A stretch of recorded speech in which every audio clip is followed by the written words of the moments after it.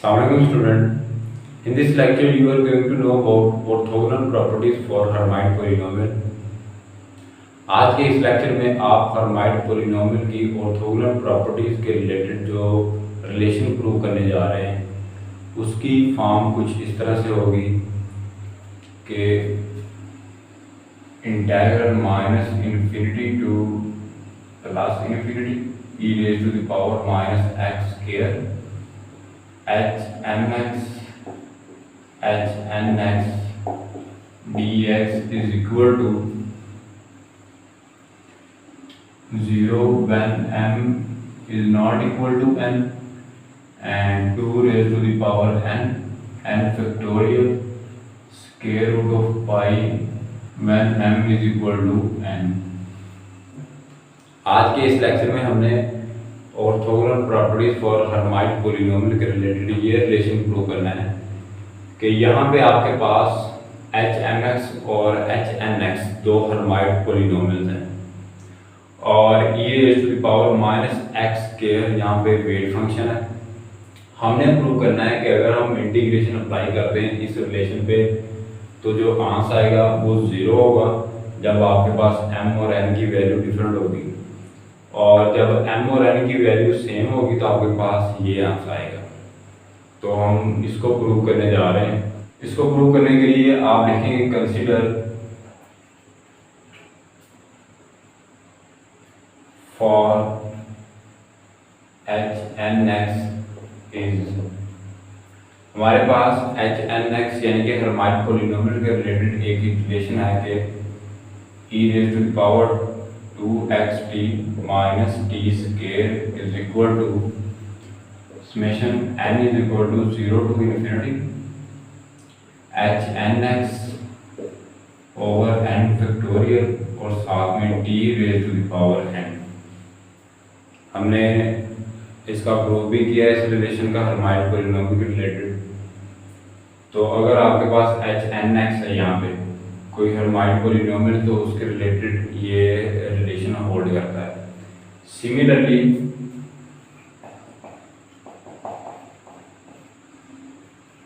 for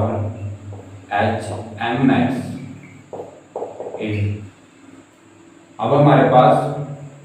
HMX यानी कि Hermite polynomial के रिलेटेड जो रिलेशन होगा उसकी फॉर्म तो कुछ इस तरह से ही होगी, लेकिन उसमें जो वेरिएबल होंगे और इंडिसेस वो चेंज हो जाएंगे। e raise to the power 2x जहाँ पे t है वहाँ पे आप रिप्लेस कर देंगे t को s में minus s square is equal to summation और इसका इंडेक्स चेंज हो जाएगा m में और HMX over m factorial s raise to the power m। जहाँ पे n था वहाँ पे हमने m लिख दिया और जहाँ पे t था वहाँ पे हमने s लिख दिया। नेक्स्ट स्टेप में आप मल्टीप्लाई कर देंगे इन दो इक्वेशंस को तो आपके पास आएगा e raise to the power 2xt minus t square into e raise to the power 2xs minus s square is equal to summation m is equal to 0 to infinity HMX over m factorial s raise to the power m और साथ में ये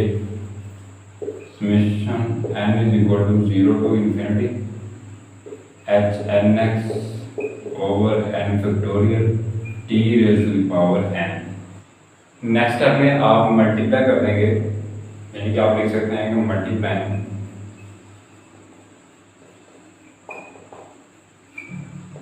bye e raise to the power minus x square on both sides and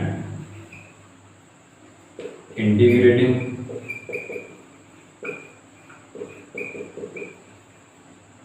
from minus infinity to plus infinity with respect to x।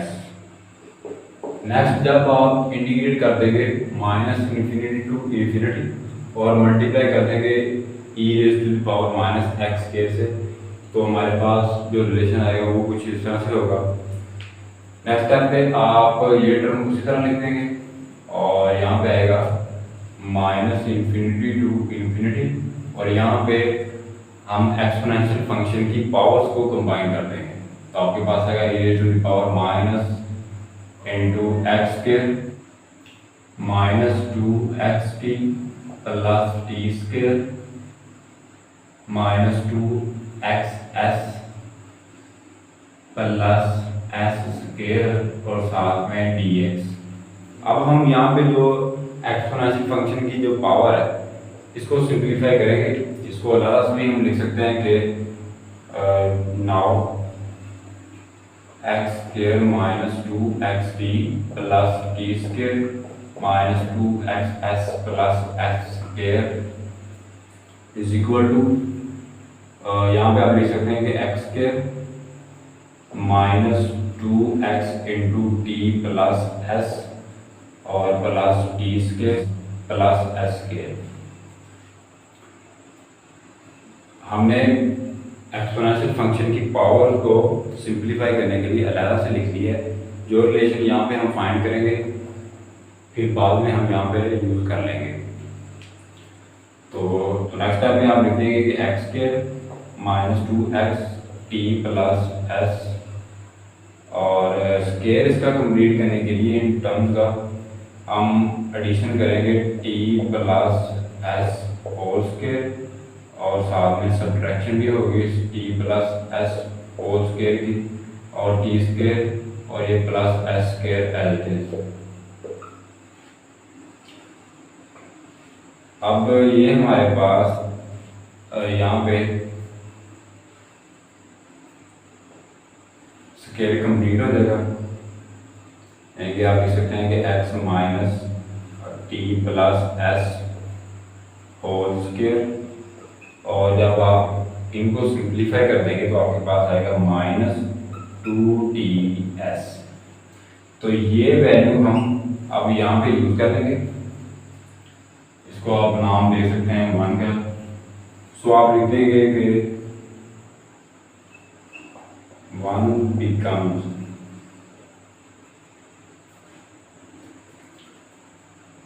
summation m is equal to 0 to infinity,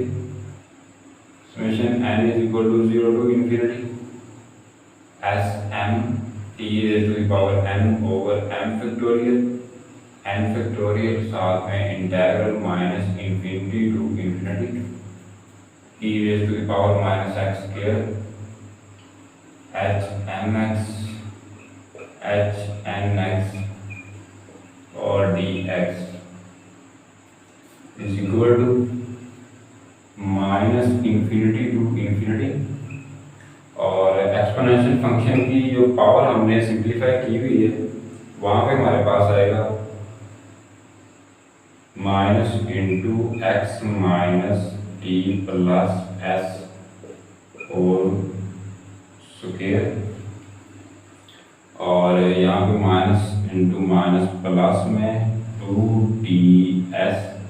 और साथ में dx। हमने ये step find कर लिया था, तो next पे इसी को प्रोसीड करते हैं। लेफ्ट साइड पे ये एलजेब्रा आएगा is equal to e raise to the power 2ts में कि यहाँ पे जो पावर सेपरेट करके हमारे पास एक्सपोनेंशियल फंक्शन कुछ इस तरह से आ जाएगा, और साथ में minus infinity to infinity integral, और एक्सपोनेंशियल फंक्शन में x minus t plus s whole square साथ में dx। अब हमने इस एक्सपोनेंशियल फंक्शन की integration minus infinity to infinity solve करनी है। आप लेट कर लेंगे, लेट इसकी जो पावर है आपके पास x minus t minus s is equal to u variable के इक्वल है। जब डिफरेंशिएशन अप्लाई कर देंगे तो dx is equal to du आएगा विद रिस्पेक्ट टू x में। तो आप ये भी लिख सकते हैं कि when x approaches to infinity और minus infinity, so u approaches to infinity और माइनस इन्फिनिटी, यानी कि जब आप यहाँ पे x की वैल्यू इन्फिनिटी यूज़ कर रहे हैं, यहाँ पे माइनस इन्फिनिटी यूज़ कर रहे हैं, तो u की वैल्यू भी कोरस्पॉन्डिंग इन्फिनिटी और यहाँ पे माइनस इन्फिनिटी में चेंज हो जाएगी। ये सब्स्टिट्यूशन जब हम यहाँ पे कर देंगे तो आपके पास आएगा e⁻²ts minus infinity to infinity और e की पावर माइनस u स्क्वायर और साथ में eu is equal to e⁻²ts। अब इसकी जो इंटीग्रेशन का आंसर हमारे पास वो इक्वल होता है स्क्वायर रूट ऑफ पाई के। जब आप इसको इंटीग्रेट करते हैं माइनस इन्फिनिटी टू इन्फिनिटी तो स्क्वायर रूट ऑफ पाई आता है। लास्ट स्टेप में हमने इंटीग्रेशन करके ये रिलेशन फाइंड कर लिया था या फिर ये इक्वेशन हमने फाइंड कर ली थी। तो नेक्स्ट में हम इस एक्सपोनेंशियल फंक्शन की सीरीज की फॉर्म में नोटेशन लिख देंगे कि यहाँ पे आएगा summation n is equal to 0 to infinity 2ts raise to the power n over n factorial और साथ में स्क्वायर रूट ऑफ पाई, जो कि पहले वहाँ पढ़ा हुआ है। इसको आप इस तरह लिख सकते हैं कि summation n is equal to 0 to infinity 2 raise to the power n t raise to the power n s raise to the power n over n factorial और साथ में square root of pi. Left side पे आपके पास था कि summation m is equal to 0 to infinity, summation n is equal to 0 to infinity s m t raise to the power n over n factorial integral minus infinity to infinity e raise to the power minus x square h m x h n x और dx is equal to this. अब अगर आप यहाँ पे m की value equal रख देते हैं n की, तो ये रिलेशन कुछ इस तरह से हो जाएगा कि यहाँ पे जो समेशन दो दफ़ा लिखे हुए हैं वो सिंगल टाइम यहाँ पे यूज होंगे, यानी कि summation n is equal to 0 to infinity, क्योंकि यहाँ पे हम m और n की वैल्यू सेम ले रहे हैं और s की पावर में भी n आएगा, t raise to the power n आएगा ओवर n फैक्टोरियल और n factorial minus infinity to infinity e raise to the power minus x के, यहाँ पे भी h n x और dx इज इक्वल टू, ये रिलेशन वैसे का वैसे ही रहेगा कि summation n is equal to 0 to infinity 2 raise to the power n t raise to the power n s n over n factorial और साथ में स्क्वायर रूट ऑफ पाई। हमने यहाँ पे m और n की वैल्यू को इक्वल रख के ये रिलेशन लिख दी है। अब जब यहाँ पे आप कंपेयर कर लेंगे, यानी कि आप लिख सकते हैं कि comparing the coefficient of t raise to the power n s raise to the power n, यानी कि t की पावर n और s की पावर n के जब आप कोएफिशिएंट को कंपेयर कर देंगे तो आपके पास क्या रिलेशन आएगा। आप लिख सकते हैं कि माइनस इन्फिनिटी टू इन्फिनिटी, जब आपने s raise to the power n और t raise to the power n की कोएफिशिएंट को कंपेयर करना है दोनों तरफ से। इस s की पावर n और t की पावर n का जो कोएफिशिएंट है वो ये होगा और साथ में एक n फैक्टोरियल भी आएगा, क्योंकि एक n फैक्टोरियल इसके साथ कैंसिल हो गए और 1 ओवर यानी कि 1 ओवर n फैक्टोरियल और e raise to the power minus x के h n x h m x साथ में dx इज इक्वल टू, यहाँ से आपके पास आएगा 2n और स्क्वायर रूट ऑफ पाई। जब आप ये n फैक्टोरियल इधर ले आएंगे तो आपके पास यहाँ पे n फैक्टोरियल आ जाएगा और यहाँ से एलिमिनेट हो जाएगा। ये तब रिलेशन आपके पास आएगा जब आप m और n की वैल्यू को सेम रख के और इसके कोएफिशिएंट को कंपेयर कर देंगे तो ये रिलेशन आ जाएगा आपके पास। लेकिन जब आप m और n की वैल्यू को सेम नहीं यूज़ कर रहे हैं, यानी कि डिफरेंट यूज़ कर रहे हैं, तो यहाँ पे भी m फैक्टोरियल ही आएगा, यहाँ पे भी m ही आएगा और यहाँ पे भी m आएगा, यानी कि m और n में चेंजिंग नहीं आएगी, यहाँ पे तो उसी तरह रहेगा। और यहाँ पे summation m is equal to 0 to infinity. तो जब आप यहाँ पे m और n की वैल्यूज को डिफरेंट यूज करके कंपेयरिंग करेंगे तो आपके पास जो टर्म आएंगे वो कुछ इस तरह से होंगी कि फॉर एग्जाम्पल जब आपने यहाँ पे s की पावर m और t की पावर n के कोएफिशिएंट को कंपेयर करना है दोनों साइड पे, यहाँ पे s की पावर m और t की पावर n तो है, यहाँ पे s की पावर m नहीं है, यहाँ पे s की पावर n है, और हम m और n की वैल्यू भी डिफरेंट यहाँ पे यूज कर रहे हैं, तो आपको कोई ऐसी टर्म नहीं मिलेगी जहाँ पे हम s की पावर m और t की पावर n यूज कर रहे होंगे, यानी कि राइट साइड पे आपको कोई ऐसी टर्म नहीं मिलेगी जहाँ पे s की पावर m और n t की पावर n है। तो उसको इंट्रोड्यूस करवाने के लिए हम यहाँ पे लिख सकते हैं कि plus 0 into s raise to the power m और t raise to the power n, ये टर्म हमने खुद से इंट्रोड्यूस यहाँ पे करवाई है। तो अब हम अगर हम कंपेयर कर देंगे s की पावर m और t की पावर n के क्वेश्चन को, तो आपके पास इंटेग्रल यानी कि इसका क्वेश्चन ये और इसका जो क्वेश्चन है वो यहाँ पे वो 0, तो ये 0 आ जाएगा, यानी कि यहाँ पे 0 तब आएगा जब आपके पास s की पावर m और t की पावर n का राइट साइड पे जो क्वेश्चन है वो 0 होगा कंपेयर करके। पहले तो यहाँ पे 0 ये टर्म नहीं थी, हमने बाद में इंट्रोड्यूस यहाँ पे करवाई है, तो यहाँ पे इंट्रोड्यूस करवा के हमारे पास 0 आ गया जब आपके पास m और n की वैल्यू डिफरेंट है। तो यही हमने शो करना था कि अगर आपके पास m और n की वैल्यू सेम है तो 2 raise to the power n factorial और साथ में स्क्वायर रूट ऑफ पाई, ये रिलेशन होल्ड करता है। नेक्स्ट आप देख सकते हैं कि hence this relation is equal to 0 when m